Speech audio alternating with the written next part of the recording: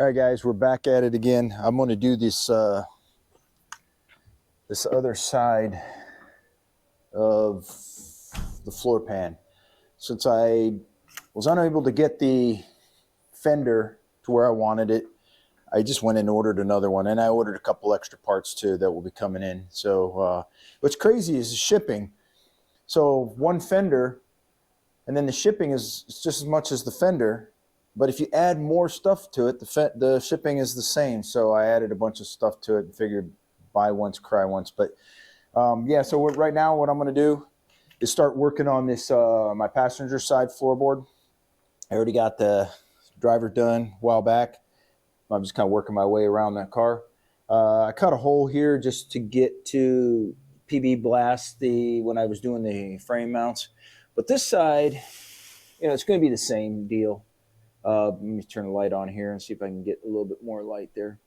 But it's going to be the same deal, except for I'm not going to have the steering wheel, the foot pedals in my way, and on this side, the rust doesn't go up as high as it did on that side. So I probably could come right across here and put that little toe pan in. And then, of course, I'm going to end up having to cut out all this stuff, just like I did last time. But you can see that you can see through in a lot of these places. It's like not quite holy goat status, but it definitely has some holes in it. So yeah, I'm gonna get started on grinding this out and replace this floorboard. And yeah, one of the things I did buy is, so this side, I think I told you, well, I'm not even gonna talk about it right now. I'll wait until it comes up. All right, guys. All right, guys, I got part of the floorboard cut out, but I want to show you something that, so living in the Midwest, it's cold, and I've got that heater. It's running off of 240, 7,500, 5,000, 7,500 watts, so it's a low and a high. But because this is not totally insulated, that thing was cycling quite a bit. So I bought this little $25 heater and was using it just to kind of offset that one a little bit so it didn't cycle on as much.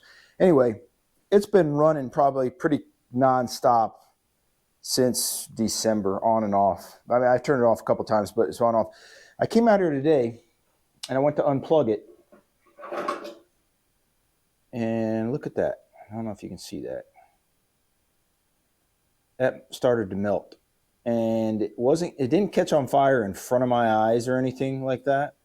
What it was when I went to unplug it from this 3-headed extension cord that I got, it wasn't unplugging, and I was yanking on it. And let me see if I can show you where it's at. So this is the 3-headed extension. Now you can see what it did there. Or maybe you can. It freaking melted that damn thing. So it was stuck on there. Now my question is was it just a crappy connection between the two which allowed it to melt like that? I know that these little space heaters have known to catch on fire, but my mind wants to know kind of know what caused it. If it was the actual plug on the space heater, was it the connection between that and the space heater? Because this space heater still works, so I'm kind of inclined just to cut this damn plug off and put a good plug on it and see how that works out. But I don't want to do it at the detriment or at the expense of catching on fire. But anyway,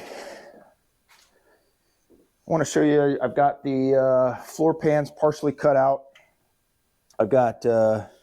So what I did is I get underneath it, just like I did the other one, find out where the braces are at. I drilled holes through it, and then I kind of sliced through them. And I must not like putting double nuts or bolts on here, because you can see this one only has one on it. The other one only had one as well. Well, it had two, but it really was non-functional. But yeah, so I'm going to have to mark up and cut that out. And then I'm going to cut these out. Get the, just like the same thing I did last time, get the spot welds, drill them out, and then have to chisel all that out. And then I'll lay the floorboard down and sketch around to try to get a good idea where I'm cutting or not cutting. Hopefully I didn't cut too. No, I'm good. Yeah, I'm good. That would suck if I cut too much off, because the floorboards are not exactly like the other one, but yeah, I'll get that one back in there. But yeah, so let me bring you back in a little bit. I got more to cut out. Then obviously I'm going to clean up the frame, do what I did last time, but I think right now what I need to do is cut and grind these spot welds out and peel these back so I can actually see the frame, clean that up, and that will allow the floor pan to actually sit in a little bit better. And of course the floor pan is going to get caught on these ledges like it did last time, so it won't seat completely, but it'll give me a rough idea of what I need to do to get that floor pan in. But yeah, good thing I came out here and checked that plug, because, well, I don't ever put it, because I know these heaters catch on fire and you hear about it all the time. It pretty much sits in the middle away from stuff. Right now it's closer to that cardboard box than it normally is, but it sits right about here, so that if anything was to ever happen and it sparked, the worst it would do is melt to the ground right here on my I'm thinking the worst it would do. I've got breakers. I've got GFI breakers, and so it would trip that, hopefully. But just thought I'd bring it to your attention, because you take these things for granted. You plug it in, it heats, it works. But then when I went to unplug it, the plugs kind of melted together. The tube melted together. I'm not using that socket on that 3-prong. I'm not going to use that one. I'll use the other two. But I'm curious if the fault is with that or if it's with the heater. Anyway, all right, guys, I'll bring you back in a little bit.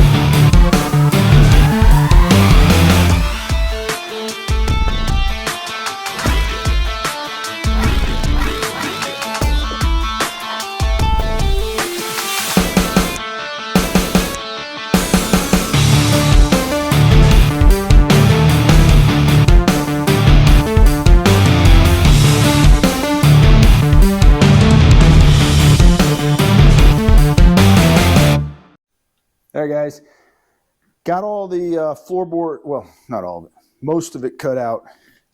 So down here, the toe board is such a pain in the butt, because you just don't have a whole lot of room, and I'm going to have to go through, went through this a little bit, so I'm going to have to weld that up and grind it back down. But cleaned it all up. I've got to get all this, clean the rust up a little bit, and then put rust encapsulator on this. This I still have to trim up, so I'll trim that up once I get the floorboard in. But right now I've got it all set up to where I can put the toe board in right now. So this goes in, this toe board goes in first. And so it's a big old piece. The piece that I ordered went all the way up the firewall down to probably around here, somewhere around here. I had to cut it all off just for this little piece, because I have that other floorboard. So basically, let's see, how do we get it in there? And then I'll have to have it clamped down. Right now it's just kind of floating in there, but I've already kind of test fit it. There we go. And then it goes in, and then I could, ouch, freaking knee. Need on top of a piece of rust. But yeah, so there's where I'm at right now, cleaning this up. So before I even put that in, or attempt to even put that in, what I'm going to start doing is take that out, obviously, and then clean all this rust up, and then put rust encapsulator on it, and basically protect it and coat it and try to prevent any further rust. I'll tell you, these little pockets right here hold a lot of rust. I've been banging on it, getting rust out of there. These little pockets get all kinds of rust in it. And then the, I know I need to take these off. They're already half cut off. So you just get under there and get those fuel lines out of the way. But yeah, it seems like every time I pound on either the front, no matter where I'm pounding on it, rust falls out of this area. So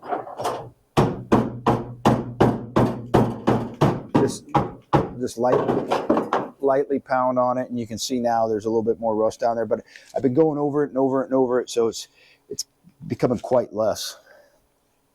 But yeah, that's where I'm at on the floorboard piece of it. Like I said, I'm gonna get prep it up, paint it, and then get the toe board in, and then I'll be able to continue on to floorboard. It's a beautiful day out today. It's hard to believe that it's 50 some degrees outside, and we're only what, a week into February. So all the snow has already melted, and all we've got now, this dirt right here is from when they put my garage in. They ran the electricity out from the house, and they had to make a couple different lines because they ran into a tree root. So they made a mess here, then they had to go back around and make a mess there. Yeah, so I've got one big mud pit right now. All right, guys. I'll bring you back in when I'm a little further. Later.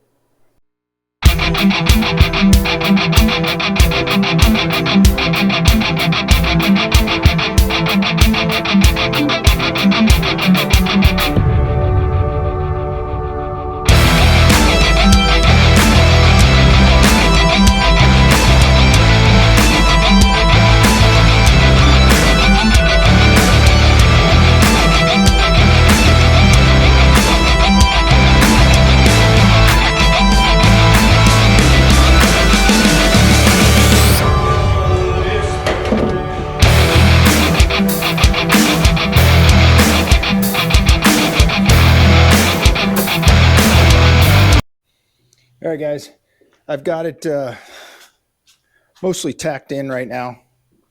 I'm going to have to come back out here and do it the rest of the way. In the front here, I've got the toe pan in. It's tacked in, but it's not all the way welded in. And then I've got it rosette welded as well. So the toe pan is welded to the, there's a brace, a thicker gauge steel brace that goes underneath. That's welded to that, and then this floor pan is welded to the toe pan. But yeah, that's how far I've gotten so far. I'm gonna have to come back out here and finish up. This is such the boring part right here. I don't mind welding. I actually love welding, but when you're just kind of going along, tacking this in, it's just so boring and repetitious. But it is what it is. Looking back at it now, of course, remember I bought these pans back in the early 90s, late 80s, and just now installing them. But I think maybe I would have tried to buy a full pan just to put it in. I mean, I've already got the car already tore apart, but whatever. It is what it is. But once I get it all sealed up, once I get it all stitched up, and then I'll go over it with seam sealer, it'll be good. And then I'll get underneath it, clean up underneath it, and then put rust inhibitor and seal it up as well from underneath, and then coat it again just to try to help prohibit salt and rust and anything else. But it's not going to be a winter car for me, at least. So I have no worries about that. I just trying to seal it up the best I can, front and back. But okay, guys, let me get back to it, and then I'll bring you in a little bit later. All right, we're back. I've got it probably 90% stitched in. Still got to go over it, but this part right here, the rust went a little high, and it didn't. My floor pan didn't cover it, so I just put a patch in there.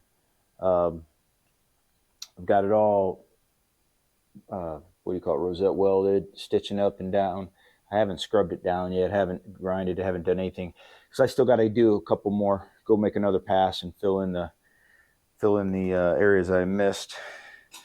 But it's coming, and I got my parts on the way. They're local, so I'm hoping to maybe get it by Monday so I can wrap this up and then move to the next project. But that didn't take long at all. Come from California, three pretty big boxes. But yeah, so there we are right there. Once I get this finished welded in, I'll grind it down again, and I'll spray. I'll put the seam sealer over the beads, and then spray epoxy paint on it, like just the same thing I did with the other side. I'm going to hold off on putting the kill mat in until I'm done kind of with the car, because I don't want to put the kill mat in and then be grinding on something else and have dust and everything else go in there and have to fish it out between the cracks. So I'm going to hold off on doing the whole cleaning out the whole interior and doing the kill mat. But once I'm done with most of the grinding and welding and everything else, I'm going to clean out this interior and then put the kill mat front to back in it. I did it with my Bronco and it turned out pretty good. So hopefully I have the same luck with this. But all right, guys. All right. Pretty much wrapped up with this side of the floor pan. You see down here, toe board's all welded in, floor pan's all welded in. And again, like I said, I'm going to go over this later. So this is going to be wrapped up. And I just got a nice delivery from Santa Claus, which will be my next video. But there we go. Can you guess what they are? I'm sure you can. But anyway, guys, thanks a lot for watching. I'm going to start getting into tearing into that. All right, later, guys.